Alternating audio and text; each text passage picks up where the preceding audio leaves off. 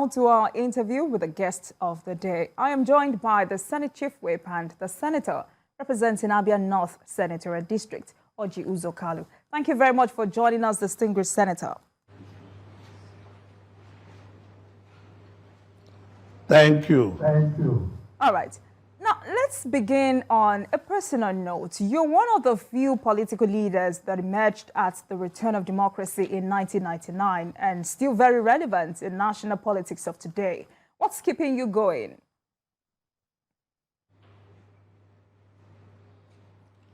Well, nothing is keeping me going than me keeping myself going and Nigerian people. Nigerian people are still keeping me going by going around Nigeria, talking to Nigerian people and feeling Nigerian people. That is what is keeping me going. So what are you doing rightly?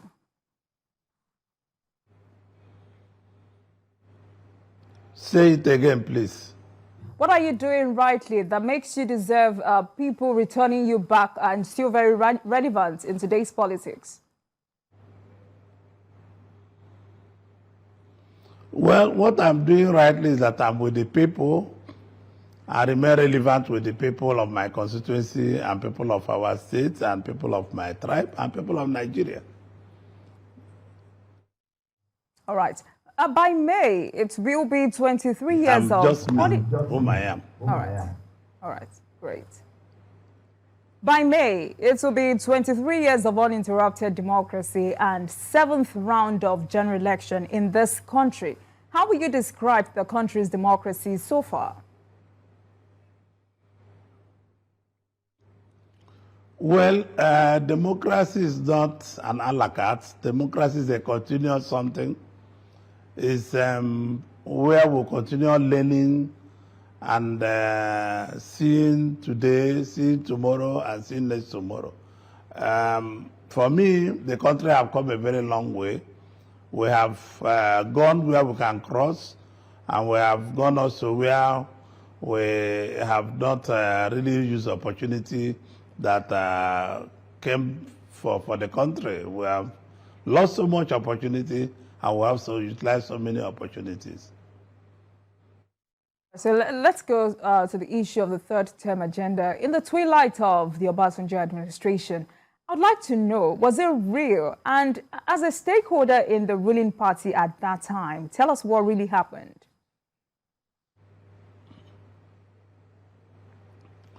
Well, all I know that I read an article a few days ago where President Obasanjo said, with very good due respect to him as a statesman and as a very respected elder statesman, I read where he said that if he wanted third term, he could have gotten it. And I don't believe that the elderly statesman was saying statement of fact, because I know in the villa, on 2 occasions, he asked me that when President Kerekou was there, that Kerekou, he left him, he left President Yadima, the late Yadima, he left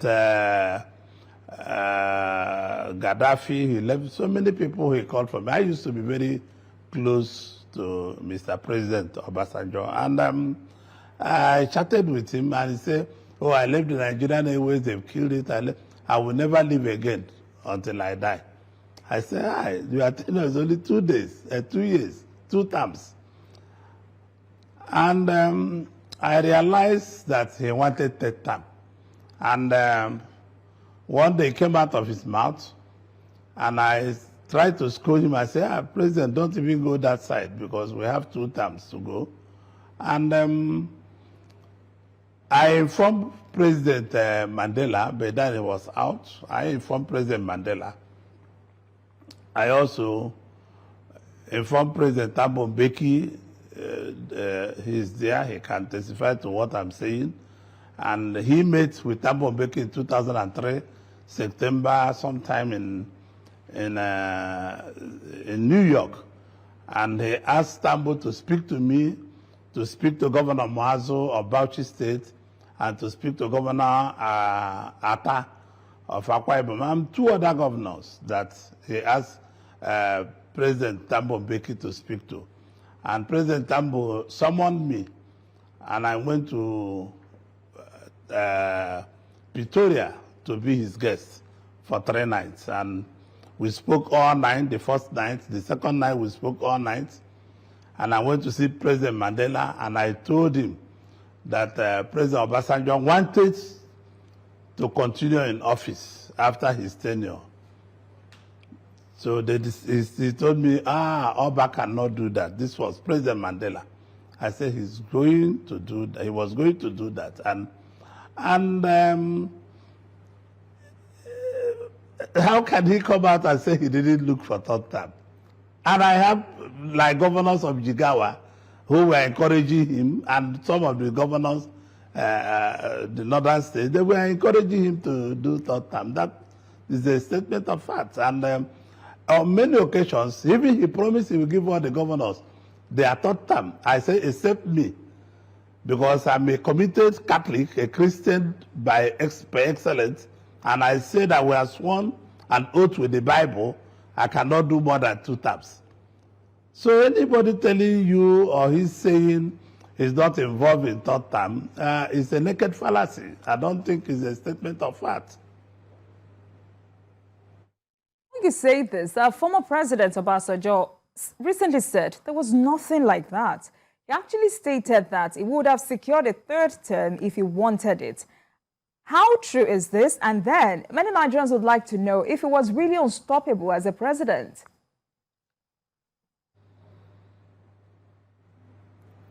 Say it again, please. Unstoppable as a president, because he came out to say that he would have secured a 3rd term if he ever nursed that ambition. Many Nigerians would like to know if he was really unstoppable as a president.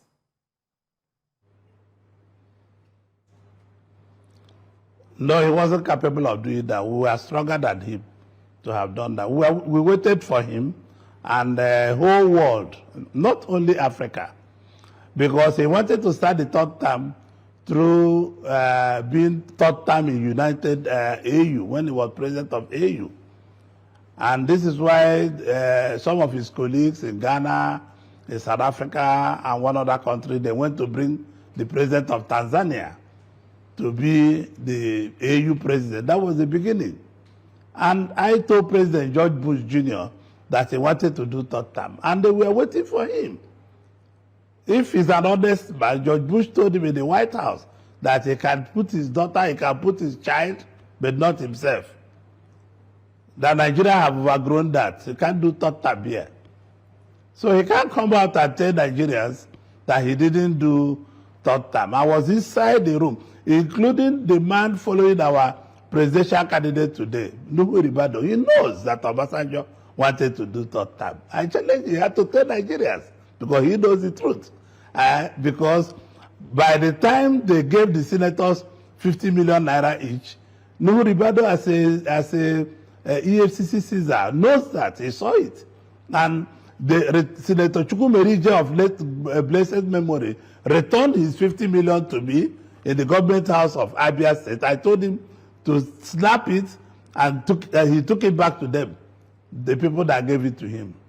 So he cannot say he didn't plan for 3rd term, and many other senators know.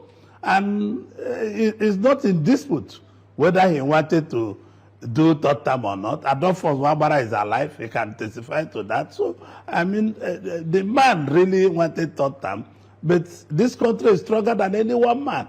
This country is not a one-man show. Nobody can wake up morning and squeeze Nigerians in a bottle and say he's a kingdom. He wants to take over this country. It's not possible. Okay, like you already mentioned, some governors close to him were said to be in support of the 3rd term agenda. Aside from being a Christian par excellence, like you said, why did you go against him?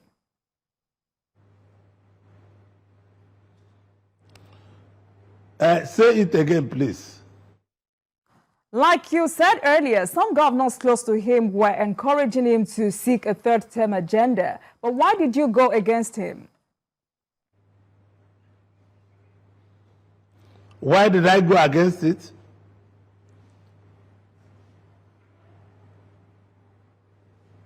I wasn't the only governor who went against it. There was Governor Kure of blessed memory. There was Governor Bola Tinubu of Lagos State. And there was other governors, lots of governors, some of us paid big price for going against that. We lost our businesses, we lost all kinds of things. We were followed by security agencies and all the rest of them.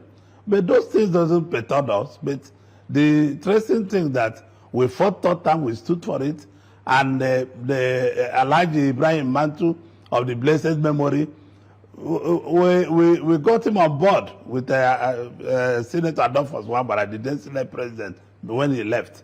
And we were able to derail third term very well. Another crucial aspect of this issue is the claim that former President Obasanjo, through some persons, gave senators 50 million naira each to support the third term agenda. How true is this?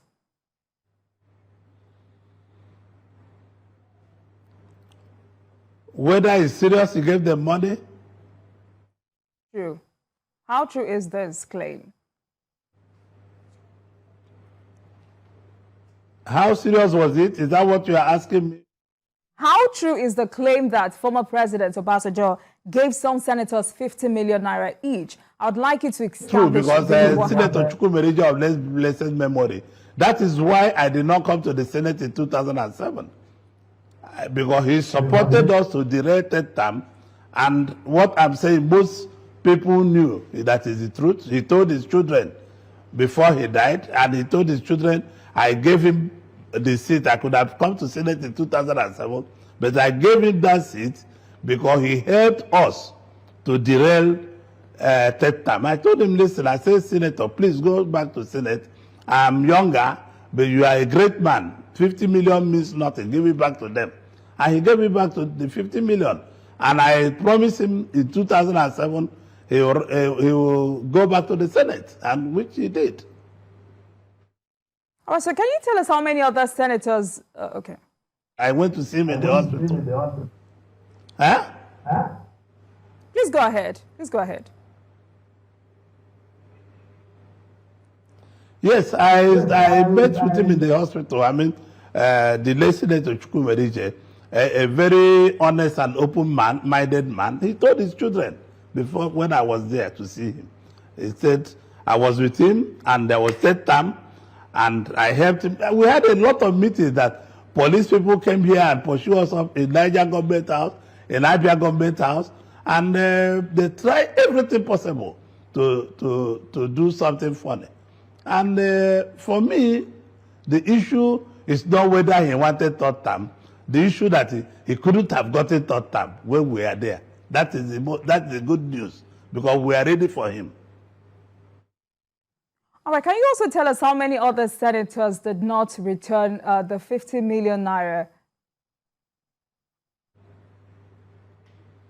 No, I don't know the other senator that collected, but my own senator, I was very close to him, because he brought the money to me and said, this is what they got. The money came from the Central Bank of Nigeria, and he showed me the notes, and in Abia House we snapped it, and I told him to return it back to them. I returned it back to them, and I gave him 50 million naira if he wanted 50 million naira. If he rejected the one I gave him, he said he was doing it on principle to make sure we do not fail in this third term. All right, let's get deeper.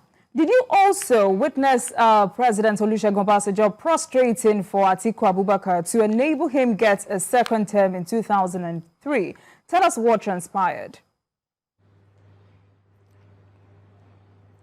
No, I wasn't there when he prostrated for Vice President Atiku Abubakar, but I was in my bedroom when the president came to my bedroom, and he knelt down begging me that we should allow him to go back. This was when he was looking for second term in 2003, which he begged President Thabo Mbeki also to beg us to allow him come back to second term.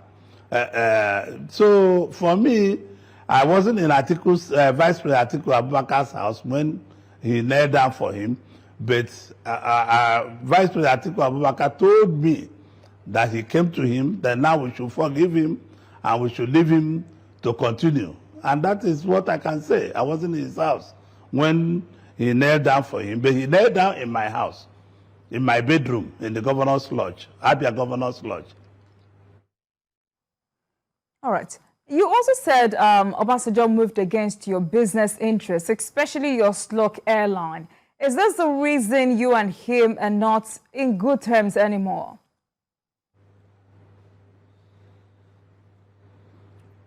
I lost all kinds of things from him, and I'm not quarreling with him. He's the best friend of my family. My mother holds him in high esteem. My late father holds him in high esteem.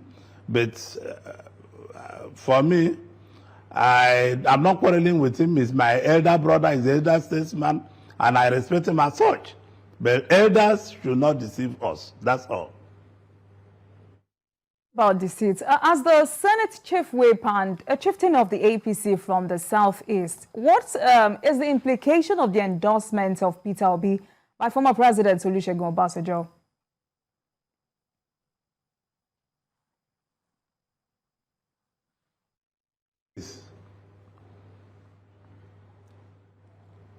Did you get my question? Let me repeat this. Can you please say it again? I'm having problem with the network. As the Senate Chief Whip and a chieftain of the APC from the Southeast, what is the implication of the endorsement of Peter Obi by former President Olusegun Obasanjo? Well, that is his choice. I will not discuss Peter Obi openly. He's my family friend, and endorsement to Obasanjo, to him, if whatever he wants for his party, my party is APC, and whatever he wants for him is good for him. So, but I don't think that the elder statesman, President Obasanjo, is being sincere, because he could have done this in 2003 or 2007, where we had a strong voice and strong this to an Igbo man to have been president. One of them came out and ran around, Governor Peter Obi, and it was put it on the floor. So the endorsement to Peter Obi, good luck to him. But to me, that endorsement means absolutely nothing in my reading, because it's a cunning endorsement. It's an endorsement that have no meaning to anybody. If President Obasanjo can get other regions of Nigeria to give Peter Obi vote, then the endorsement means a lot. But I know that the other regions will not listen to him. Right. Distinguished Senator, we still have... Ready to go.